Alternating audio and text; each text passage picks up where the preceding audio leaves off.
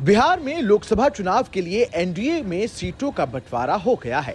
इसमें भाजपा को 17 सीटें, जेडीयू को 16 सीटें तो चिराग पासवान के नेतृत्व वाली लोजपा के खाते में 5 सीटें गई हैं। वहीं उपेंद्र कुशवाहा और जीतन राम मांझी की पार्टी को एक एक सीट दी गई है।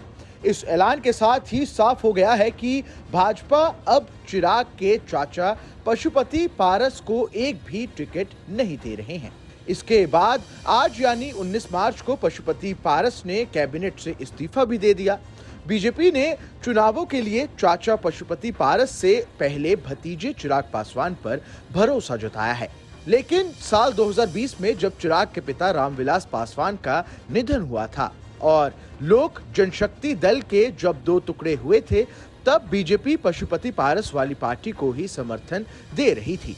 लेकिन अब पासा पूरी तरह से पलट चुका है।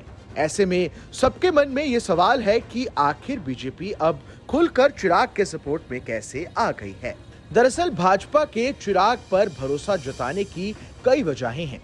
साल 2020 में जब चिराग के पिता रामविलास पासवान का निधन हुआ, इसके बाद चिराग के चाचा पशुपति पारस ने उनकी राजनीतिक पार्टी पर दावा ठोका, तो चिराग पासवान ने भी कुछ दिनों में नई पार्टी बना ली। भाजपा ने भी तब पशुपति पारस वाली पार्टी को ही समर्थन देना जारी रखा। इससे अलग चिराग पासवान की नई पार्टी एनडीए का हिस्सा ना होते हुए भी बीजेपी के लिए अपना समर्थन देती रही। जब एलजेपी में टूट पड़ी तो चिराग अलग थलग पड़ गए थे। पशुपति पारस को दलित वोटों से उम्मीद थी, लेकिन चिराग ने फिर जन आशीर्वाद यात्रा निकाली। उनकी यात्रा को अच्छा समर्थन मिला था। अपनी इस यात्रा के दौरान चिराग ने खुद को अपने पिता रामविलास पासवान का असली राजनीतिक उत्तराधिकारी बताया, जबकि पार्टी तोड़ने वालों को विश्वासघाती कहा था। इसके साथ ही चिराग पासवान ने एक अनोखा काम किया था। भाजपा के खिलाफ उन्होंने कभी कुछ नहीं बोला। चिराग पासवान एनडीए से बाहर होते हुए भी खुद को प्रधानमंत्री नरेंद्र मोदी का हनुमान बताते रहे, यानी मोदी की तुलना प्रभु राम से करते हुए चिराग पासवान ने खुद को उनका सेवक हनुमान बताया। इसके बाद चिराग पासवान दोबारा एनडीए में आ गए और आते ही उन्होंने सबसे पहले हाजीपुर सीट पर अपना दावा ठोका। लेकिन गौर करने वाली बात ये थी कि इस बार भाजपा ने पशुपति पारस को दरकिनार कर चिराग पासवान पर भरोसा जताया।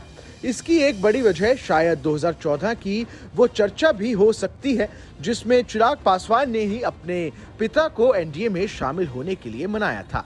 उस वक्त तक रामविलास पासवान की लोजपा कांग्रेस वाले यूपीए गठबंधन का हिस्सा हुआ करती थी।